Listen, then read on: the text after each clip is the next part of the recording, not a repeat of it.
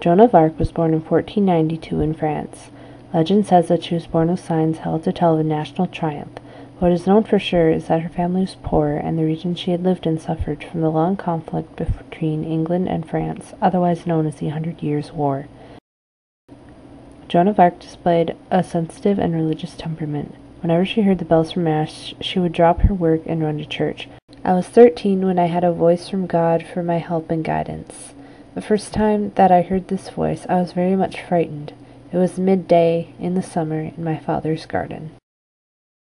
From the age of 13, she began to have visions in which she heard the voice of God commanding her to renew the French nation. Sometimes she could see the speaker and recognize them as St. Michael, St. Catherine, and St. Margaret, but she never told anyone about her visions. In the winter of 1428-29, they told her something very specific. She must raise the siege of Orleans so that the King of France, Charles VII, can go to Rheims to be anointed. This became her mission. To get to Charles VII, she dresses in man's clothes, and with 6 male companions she travels to Chillon. She tells them that she wants to create a war against the English so he can get to Rheims. Joan is then examined by the leading churchmen to see if she is trustworthy, and they recommend that Charles uses her services. He gives her the title of knight and gives her squires, pages, and her own banner. The armor and sword was said to have been found behind an altar in the church. Joan and her soldiers reach Orleans on April 29, 1429. The city has been besieged for 7 months by the English, who have fortified positions around the town. However, Joan's presence is as demoralizing to the English as it is exhilarating for the French. One by one, the English positions fall. By May 8th, the English army is in full retreat from Orleans, heading towards the Loire, where they wait for reinforcements. In mid-June, 5,000 English men under the command of Sir John Fastolf fight against Joan in an attempt to reclaim the lands that Joan freed from them. Joan wins. Of course, the advantage of a larger army and her encouragement of the soldiers helps. As they continue to Rheims, the gates of almost every town are open for them. One exception is in Troyes, where a treaty was signed in 1430 in an attempt to divert the French crown into English hands. But Joan leads an attack on the city, and they rapidly change their minds. Rheims is finally reached on July 16th. The city opens its gates to Charles, and preparations are made for an immediate consecration. As Charles is anointed with holy oil, Joan stands nearby with her banner. When this is complete, she kneels before him for the first time and calls him king. For 10 months after Charles' coronation, Joan continues campaigning against the English with considerable success. She and her family were given noble status, and she won the hearts of the French soldiers who look up to her as a great, almost mythical leader. Reputation is a powerful weapon. However, Paris is her one failure. In September 1492, the city resists both her assaults on its walls and her pleas to the defenders to surrender to Charles, their rightful king. The end to Joan's story begins in May 1430.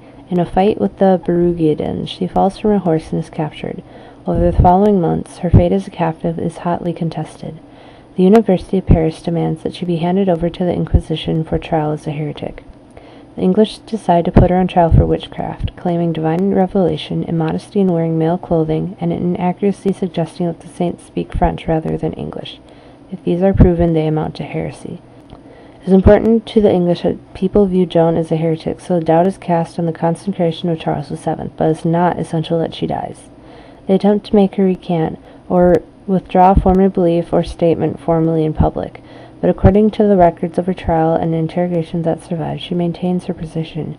She is handed over for punishment by the civil powers, a sentence of death.